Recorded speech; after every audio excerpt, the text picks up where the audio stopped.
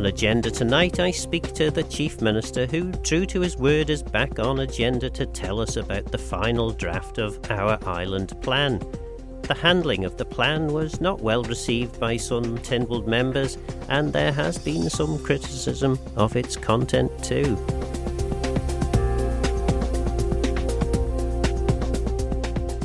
So let's hear from the Chief Minister and find out what really is the vision for the Isle of Man.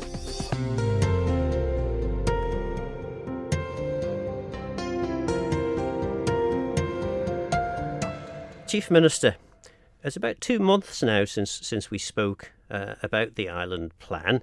So that was in its draft form. Things have moved on. You got a fairly resounding vote of support in Tynwald, but some of the comments from some of the Tynwald members were maybe not quite as supportive as the vote would have suggested. Well, I think in the end, actually, we did get a resounding vote of support for the island plan. There was quite a mixed bag of commentary, particularly around the sort of the aesthetics or the way that the plan had been communicated. But actually, the substance of the policy debates, which is the critical element of this, really, I think the general tone was supportive of what was delivered, particularly in the speech, in terms of the outline targets that we were setting, what the key areas that we were setting out to tackle. So overall, I did think there was a substantial support in the end for the plan, despite some of the commentary that had surrounded the debate at an earlier stage. And perhaps on reflection, we'd missed a critical link, a point of communication in terms of the Tynwald communication. But as far as I'm concerned, Phil, we had done things differently this time in terms of plans. It's the first time as far as I'm aware, that we had actually gone out with a government plan at this stage for any form of public consultation, and actually gone out publicly as well to meet members of the public. So, there was quite a lot of engagement around this. And the public had arguably given a full opportunity to engage, and we took some very relevant points from the meetings that we'd had when incorporated. And as I said in the speech, enough now of the talk. We really had to get on and start delivering on some of the commitments that we've made within that island plan. There's a sort of caveat at the end of the plan. You mentioned at the end the plan has been formulated in approximately 14 weeks, which is a pretty tight timescale.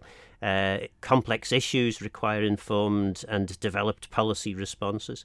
It's crucial that the Isle of Man government remains agile, and accordingly we progress with policy and strategy development, with input from Tynwald, etc., as we go on. So it's an open document to a certain extent, but the fundamentals, the fundamental principles shouldn't really be changing that much. It's more about the actions to deliver the vision. Is that right? Yeah, no, absolutely. And, I think we have outlined at a high level all those commitments in terms of the actions that we are now setting about to undertake to resolve some of the critical issues that are facing the island. We've set housing very much front and centre of a lot of what we are doing. The economic challenge that we are facing, both post-COVID, we've already talked about that in our last interview, and of course, to some extent, there is a piece of continuity work in that respect, and I'll come back to that. Healthcare transformation, massively important, and of course, the climate change agenda as well. And they're really four critical pieces of work, and of course in three of those sets of circumstances, let's say the economy, climate change and healthcare, we have actually committed to fundamentally continuing three major pieces of work streams. So the economic policy is very much dependent on what is produced in June from the big picture work that we started as part of the Economic Recovery Group. So some of our determinations in policy of the economic strategy will rest on what has been a £2 million investment so far. So we need that to come through. The Sir Jonathan Michael report and the healthcare transformation. We are committed to making Manx Care a success. So the fundamentals around that remain. The Healthcare Transformation Board remains, but our commitment is now to tackle the post-COVID waiting lists and you'll see that the island plan commits to bringing those back down to benchmark levels across competitor regions in the British Isles. And of course, on the climate change, the Climate Change Transformation Board was set up. The commitment that we made was to strengthen that. We are strengthening that at the moment. We're already out with a consultation on whether we should or shouldn't speed up on our climate change commitments. So yes, there is a mixture, I think, within the plan of both existing frameworks, existing commitments, and of course the new commitments that we are making, and where we are going to make changes in order to enhance the delivery, and what I hope is make good on the promises that we are making to the people of the island in that plan. The Council of Ministers becomes a little bit of a bubble. And I know there's some excellent commitments in the plan to ensure that you don't get so bound up with internal Council of Ministers discussion that you lose track of what's happening out in the real world. But there's always that danger, isn't there, that you're so busy focused on the things that are coming across your desk on a daily basis that time to actually really properly engage with the big issues that are affecting people's lives is not always there. Well, I agree. I mean, my own personal experience is sometimes you can get so absorbed in particular streams of work or particular situations that potentially you lose perhaps sight of what has become important to the community, to everybody else. I think that's why we've set out and have formulated really the commitments that we've made in terms of ministers coming with their annual reports, giving everybody both a chance to assess what they've done, what their departments have done in the previous year, what they will commit to and deliver in the second year, but also I think why we've also gone and changed the way the structures of the committees, the focus of that, having this central policy and delivery committee now to try and bring perhaps a more broader focus to what Council of Ministers are doing, but more importantly to try and get things done. And the critical message, or one of the key messages certainly coming through from last summer, was that the government was slow to act. There was a lot around the community that was not being undertaken in terms of basic tasks, and we were so concentrated on the big stuff, the Liverpool landing stage, the promenade, we've forgotten about actually maintaining the local environment in many places across the island. So things like that really highlight the need to really get to the point that you're raising is, I have you structured yourself so that you're not just going to immerse into the sort of corporate bubble, if you like, and forget about things that are actually really important to people on the ground. And of course, to a certain degree in government, and you will know this, that the job of the backbenchers to a degree is to keep you on your toes in that respect and make sure that you are delivering the things that are important to people and not just the things that look good on paper. One of the things, and I suspect I know that I suspect your answer is going to be, well, we wanted the plan first before we started delivering. But you, effectively, in my estimation, you're just slightly over a tenth of the way through your parliamentary sittings now as an administration. And with the exception perhaps of COVID legislation, there's very little meaningful that's happened. At least on page 20 of the plan, I think it's page 20, we finally get to a hint of what's going to come in terms of the legislative programme for this year. But all the bills, with possible exception of the energy bill, appear to be things that are hangovers from the previous administration. Actually, I think there's one bill in there that I was working on when I was DEFRA Minister, which is still coming through, which is rather sad. Is it a worry that potentially you're going to be through this year with very little of the meaningful stuff that's going to have to be changed by way of legislation? Or do you think that legislation isn't perhaps the most important aspect, and maybe delivery has been more of an issue, maybe that's been forgotten about? No, I think it just goes back to our conversation. We need to deliver what is important to people. The quantity of legislation, frankly, is misleading. It's the quality of the legislation that is the important factor here. But more importantly, people, I believe, and we've set this out, are looking for clear evidence that this is a government who is going to get on and deliver. Not just talk, not sort of paralysis by analysis, as was mentioned in yesterday's Examiner newspaper, but actually get on and deliver and make sure we're making changes that are meaningful. And we don't need legislation to do all that. We need to ensure we've got the right policies in place. We need to ensure that the departments are functioning well, and that the end outcomes are what we mean and would be acceptable in terms of a public understanding of what we were setting out to achieve. So there are parts, and it's going back to the island plan, there are some valid criticisms that, yes, okay, well, you haven't sort of put this into metrics, you haven't told us what that actually means in tangible terms. Numbers on waiting lists, for example, numbers of new houses built, numbers of social houses that have been either upgraded or new ones that have been built. There is still work that is doing.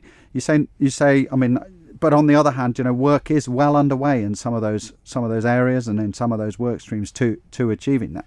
So, and I think it is important to recognise that we are going to be consistently, I hope, upgrading, developing, reforming, changing, bringing forward and clarifying what we are doing to make sure that we are delivering. And I don't think you're just going to see all that in one nice holistic piece of documentation. It will evolve and develop as we progress through this government, but we do need to make sure that we are now delivering on our promises. And that's why, for example, we put a tremendous emphasis, as I said, on the housing. As I said, that Housing and Communities Board is up now, it's functioning, and we are asking for results from that and clarity from that structure. For example, within the next couple of months, I think March is when we were determining for an action plan, and we'd certainly be having a major debate on it before the end of the summer. In that respect, major report from the Climate Change Board in terms of the actions that are being set out there. And of course, I've already talked about this economic piece of work that we've committed to as part of our economic recovery group. And that is being delivered in June. And by the way, as a testament actually to the success of the work that's already been done with the Economic Recovery Group, which I was in charge of before the election, and the work's gone on before that, you may have noticed 2,000 more economically active people on the island, and the population has grown as well. So there is some successful progress that's been made in the last few years. We've got to capitalise and build on that now and make sure that we are adapting and changing the island for the future. You're listening to Chief Minister Alf Cannan, MHA. In relation to the Housing Board and the Climate Change Board, from someone who's been in government before, these look remarkably similar to Council of Ministers subcommittees, but I don't really know how they work. And I suppose the risk looking from the outside is that these become some kind of talking shop things without the teeth and the ability to actually deliver. So how are these boards structured in such a way that they're going to be more able to deliver these solutions that you're looking for? Although they're not Council of Ministers subcommittees, they are set up to report into the Council of Ministers. If we take, I think both have different challenges. The interesting differential, I think, behind the Climate Change Board compared to the Housing Board is that there is actually legislation that does require statutory commitments. And you will have heard the commitment that we're strengthening that board because we recognise the significant challenges, particularly around the sort of engineering side of a climate change project. We need to make sure any commitments that we are making are workable from the infrastructure perspective on the island. So that board will be strengthened. It will report in. There are two ministers sitting on that board to add further strength and weight. Claire Barber, the DEFRA minister, and Tim Cookell, the Environment and Infrastructure minister, sit on that board. So that weight and that connection into the Council of Ministers is there. And we've set out the statutory target requirement for them to be delivering in April. And then the Housing Board, we have now actually strengthened that board by putting two additional ministers onto that board. Again, Tim Cookell as Infrastructure Minister and Laurie Hooper from Health and Social Care will join Chris Thomas on that board. That will we decided to do that recently to bring some more added strength and to bring that link back. And again, you will have seen in the island plan from the housing perspective a housing work stream. Chris Thomas has really tried to push ahead in terms of identifying what the critical requirements are, and we are also supporting that by undertaking various elements of work both in Cabinet Office around planning and helping to try and free up and encourage planning on brownfield sites. And also, again, as part of the economic recovery work we set up last year, the Manx Development Corporation, they'll be coming forward with a positive announcement soon about housing, and also have the potential to drive both residential but also commercial development on brownfield sites. So I think with all these work streams, it does take time to get them to the surface. We're trying to push ahead so that we can bring forward some much more positive announcements so everybody can see what these various streams are achieving. But that's broadly how it's going to work. And we will be hearing a lot more from housing and communities in the next couple of months. And that is very encouraging to hear, because certainly in my experience, that you get the election out of the way, people then sort of sit back and relax a bit and think, oh, we've got 5 years. But the 5 years disappears in the blink of an eye. So it's encouraging to hear this is happening. Certainly during the election campaign, one of the big concerns raised by a lot of people, certainly most of the election meetings Manx Radio covered, was the housing issue, particularly first-time buyers, people on lower incomes struggling to be able to get onto the housing ladder. You occasionally see social media, various other places, people making what appear to be fairly obvious statements like, well, government owns all these brownfield sites. If they just start building now, if in a couple of years' time they'll have solved the problem.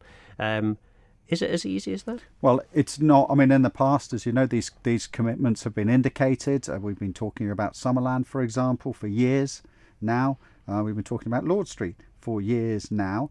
And simply they've just failed to deliver on them because there are multiple parties involved, often in behind the scenes when you come down to these, and you have to have a determination and resolve and commitment to get this done. And I'm personally committed now to this agenda. I've got Alex Allenson chairing a brownfield site regeneration committee with David Ashford, or sitting on that committee. We've got as I said, the Manx Development Corporation. We've got Cabinet Office and Planning working on what needs to be done to enable, if you like, this to happen. And one way or the other, we are going to make this happen.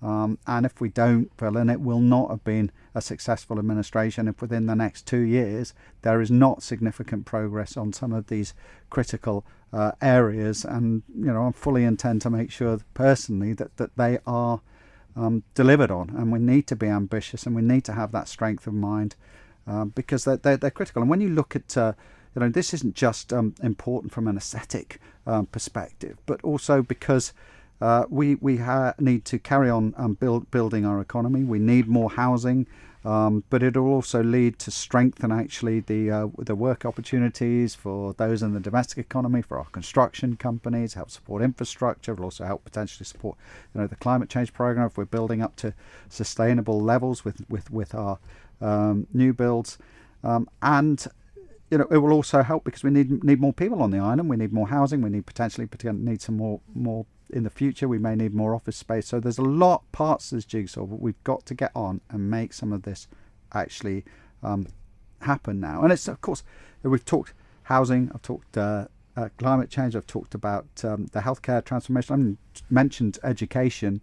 And we've made strong commitments to start making some changes, reforms in education, which I hope for the better, including quality assurance and benchmarking and independent inspections of schools now. We've got to bring education into the spotlight again, particularly post-COVID. The Education Minister I know is committed to understanding what level we're at across the island and trying to push that forward. There is not a single minister in the Council of Ministers who does not have a commitment to deliver on quite significant issues across the board. Jane Paul Wilson, as a commitment now, has already appointed Lord Garnier to do that review into the legal services and justice, which is going to hope lead to quite significant changes in terms of the legal profession on the island and confidence, I hope, in what we do as an island in terms of provision of legal services. So, that's a big challenge on its own, and we'll obviously look forward to that. And across the board, I can talk about the different challenges the ministers are setting out to address, and the vast majority of it is set out in that island plan. I remember, I think it was actually your father. I was giving a speech, and I was rather cruelly, because I think I was agriculture minister, and he was arguing in favour of expenditure for various things. And every time he made another demand for something, I went ka-ching, ka-ching, and I just felt as though maybe I should have been doing that then in relation to a lot of the things that you've been talking about. I mean, the legal situation certainly on the island. There seems to be a vast amount of money that could go into solving that problem. Similarly, obviously, with the health service, I think anyone who's got any knowledge of public administration will tell you that every single penny that was ever earned could go into that, and it still wouldn't be enough. We've got some very interesting commitments coming out of the Department of Infrastructure, which is really good to see, particularly in relation to the Charter, in relation to the roads, footpaths and the like. Very good to see. However, there's another sort of level of funding that's going to have to go with that. So I imagine then the economic strategy is going to be pretty crucial to all this. Absolutely, because you can't stand still. And we often engage, as you say, in that bubble where you just talk about the public sector and its delivery. And I said in my speech, first and foremost, we must focus or retain our focus on the economy, how that's performing, and particularly what's happening in the private sector and the support that we are giving to make sure that businesses can succeed. Government needs to provide that framework for business to succeed. We're moving to a stage now. The support from COVID is finishing, and it will finish. We've set that 31st of March date. I think the Treasury Minister has already been clear that support tranches now will end. We have to get our domestic economy back on our feet. That's why the commitment to a new tourism strategy will be important. But proactive measures like the Year of Sport in 2023, when we hope to encourage numbers of sports teams onto the island over an extended period of time to help boost the tourism, get added support to our accommodation sector and our hospitality sector in that respect is very important. But also, of course, at the heart of everything we do on this island is a now well-respected financial services sector alongside that digital sector, and we've got opportunities on the back of the climate change push. That there will be economic opportunities there, and there are other opportunities that need further exploration around medicinal cannabis and other sectors up and coming that we need to make sure we are investing in and we have appropriately focused on and ensure that we've got that success for the future and jobs. Presumably Brexit, one of the clear advantages perhaps to the Isle of Man is that the UK is, well, it appears anyway, to be trying to move away a little bit from some of the taxation commitments that maybe were starting to become a little bit uncomfortable for aspects of the UK economy. Is that seen as a potential change that's going to be advantageous for the island?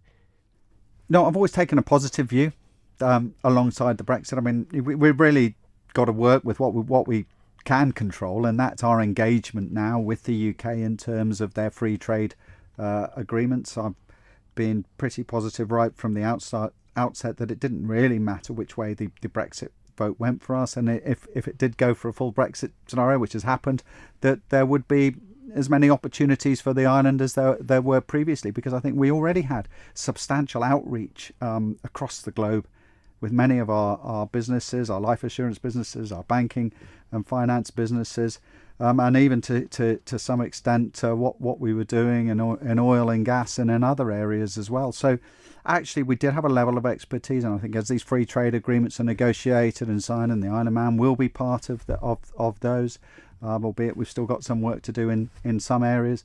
I think that actually that will build more opportunities for us to succeed, and we have to work in partnership. Are there any well obvious with the UK. Any obvious opportunities occurred yet, or is it still we're still hopeful?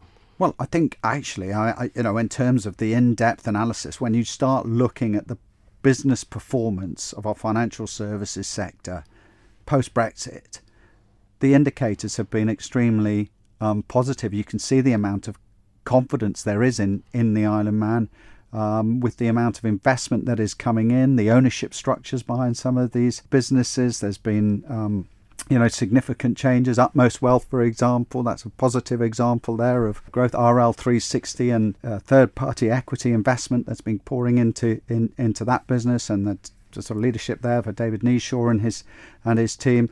And actually, the feedback that we are getting from the core sort of banking environment is that things are good for them at the moment. So, obviously country by country data behind that in terms of their international performance is not always that easy to access, but there's very strong indicators there that actually post-Brexit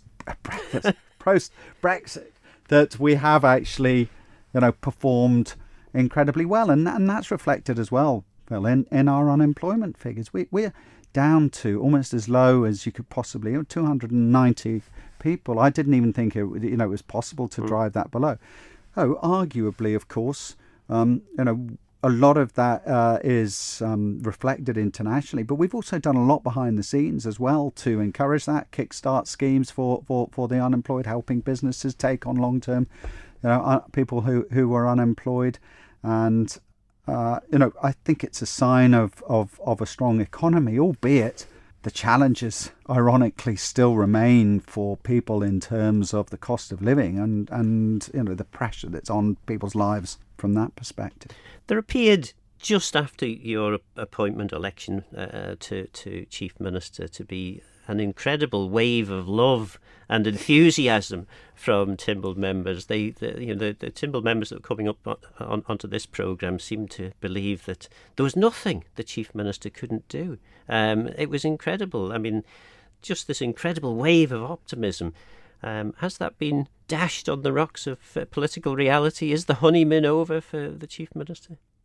Well, I don't know that there ever was necessarily a honeymoon. I think when I came up here in October or November, anyway, 12 weeks ago to talk to you, I think I did say to you that Team Timble was not on my agenda, that actually I did feel that if we were going to make progress, that there would probably need to be, and there is a good need for strong, constructive debate and arguably some friction, because I don't think you're necessarily making progress all the time if there's not some friction within the process, and that shouldn't be shied away from. And I think that environment, providing it remains constructive, is done for the right reasons, is healthy, Phil. And I think the important thing actually, if you do encourage that open debate, that you accept that sometimes that may result in you getting a rap over the knuckles occasionally. But look, I think the proof of the pudding needs to be in the eating. We need to be making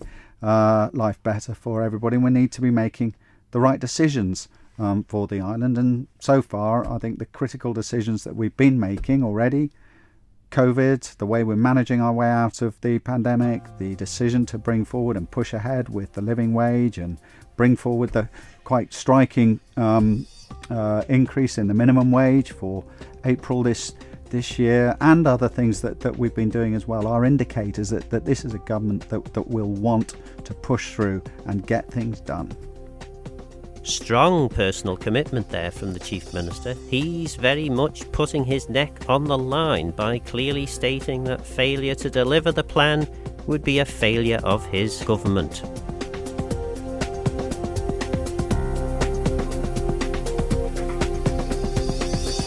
But for now, I'm Phil Gawne. Guramayu. Thanks for listening.